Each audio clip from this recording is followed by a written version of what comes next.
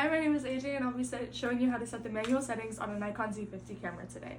The Nikon Z50 was a camera released in 2019. It is a mirrorless camera, which simply means that it doesn't use a mirror in the lens to reflect what you're seeing on your side of the camera. There's two different settings. So there's two different main modes. You have your auto mode, which is going to be the green camera right here. And then today we're going to be using the manual mode, which is an M. Before you turn it on, you're going to want to flip this switch right here and it's going to come on. Before you take any photos, it's going to give you this message. So you just have to rotate this until your lens pops out. You'll hear a little click. I don't know if you heard it. Hear a little click and then it'll be ready. This is how you take your pictures right here, and anything else we're going to learn in the next segment. First, we're going to teach you in artificial lighting, which would be anything that is not the sun or natural lighting, obviously. This is my subject for today, Louisa. Hi. So first I wanted to explain a few things about the sensor in the camera. Every camera has a sensor, and that is what all of your three main settings are based upon. So first you have aperture, which is going to determine how much light enters your camera sensor. And then you're going to have shutter speed, which is the amount of time your camera sensor is exposed to the light. And then your ISO is going to control how sensitive your camera sensor is to the light. Your home screen for where you set your settings. Your settings are going to be all right here. These are going to be your main threes. This is going to be your shutter speed, aperture, ISO. First, you're going to want to do your aperture, which again determines how much light enters your camera sensor. Your smaller f-stop, which is going to be what these are called, is going to make more light into your camera sensor, and it's going to give you a shallower depth of field. Depth of field simply means whatever your subject is going to be, the background's going to be blurred of that. It's going to be how blurred your background is. A common middle ground for your f-stop, you're going to want to be somewhere around f8. So if you'll just press here, and you'll use these arrows to go down until you reach your desired. For this, and then you'll press OK.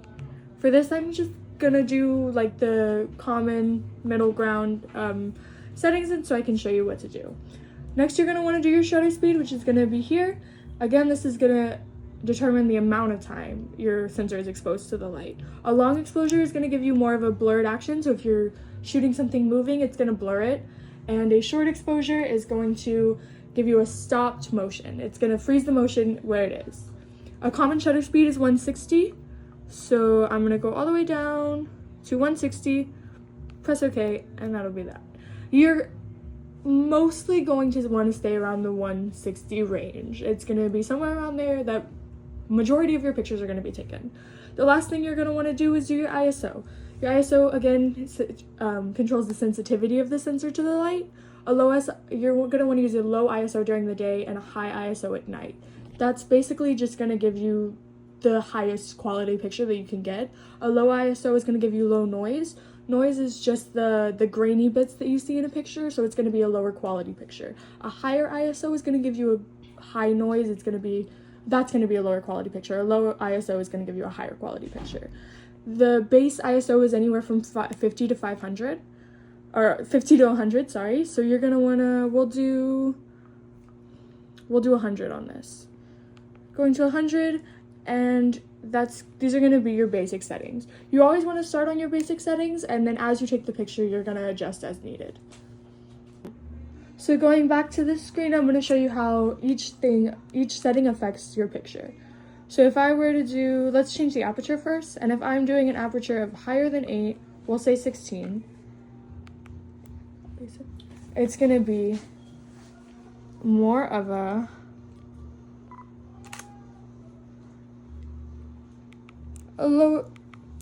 we get a lower quality picture and a darker picture from that. If I change my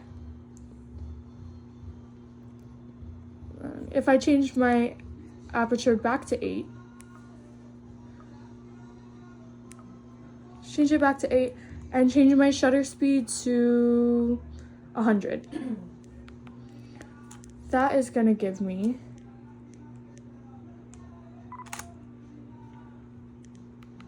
Again, a lower quality picture as well as a darker picture, but you can see a little bit of noise in the picture.